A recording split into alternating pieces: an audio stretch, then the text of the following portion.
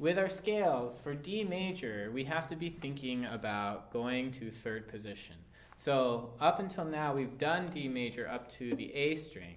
Now here, once you get to C sharp, you're going to shift to third position. So wherever your third finger was, that's where you're going to take your thumb and make sure it moves with the first finger to where your third finger once was. And that's your D. And we stay here. This is our new home position. So no longer do we go to first position, but we stay in third position. From here, D, E, F sharp, touch G. So that's your augmented finger pattern that you practice with your finger families. And then you do exactly the same thing on the E string. So D, E, F, G, and then go to the E string for A with your first finger, B is your second finger, C sharp is your third finger, and then touch for D. That's how you're going to get those finger families to help you out with the scales. So think augmented finger patterns. As you get higher in third position, the fingers actually get closer together. So you don't have to stretch like you did in first position for that augmented stretch. Just make sure when you're up here that it's a high 3 and then touch that 4. Not as big of a stretch. And then use your ear, make sure it stays in tune. All right, so D major. Think about the two sharps. We have F sharps and C sharps. So if we're starting on the D string, D, E, F sharp is your second finger, high, G, A, B, C sharp is high. Then we shift to third position, D, E, F sharp, that's why we do high 3, the augmented finger pattern, touch 4 for G, A across, B, high 3 for C sharp, and then touch for D. And then you come back down the same way you went up, shift back on the A string to C sharp, B, A, G, F, E, D, right? So I'll demonstrate it nice and slow.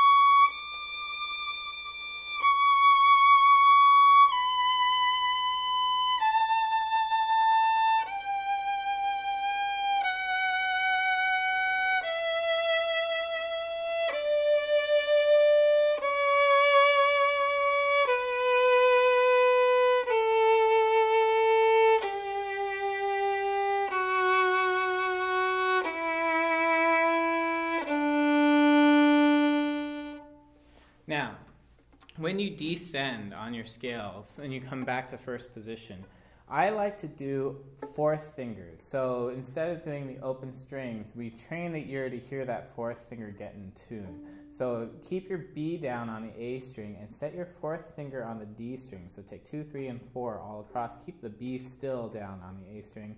2, 3, and 4. That way, we're practicing the same finger family. You're keeping the first finger down and we're stretching that fourth finger. This is going to force us not to play open A by keeping the first finger down and then to get that fourth finger in tune. So oftentimes we have to stretch it just a little bit more. So B, A, G.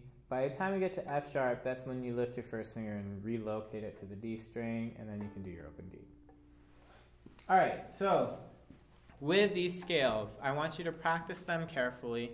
Then also start putting them into succession. So do eighth notes, repeated eighth notes going into smaller intervals. So I'll do 4 eighth notes, then to 2 eighth notes, and then 1 eighth note.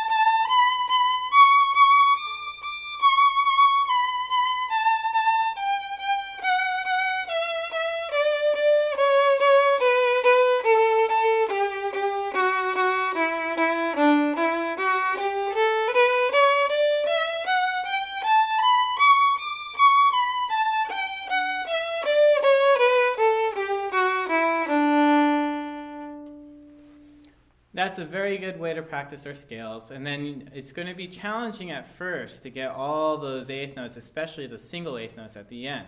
But push yourself, make sure you start out slow, do the half notes, go into those 4/8 notes. 4/8 notes and half notes are exactly the same metric value.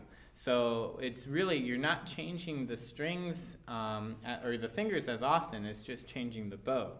Then we go into our 2/8 notes and our single eighth note, which will then speed up the fingers and mentally get you to think faster. Keep working on these things. The scales only help you with the pieces. So best of luck, and I hope this has helped.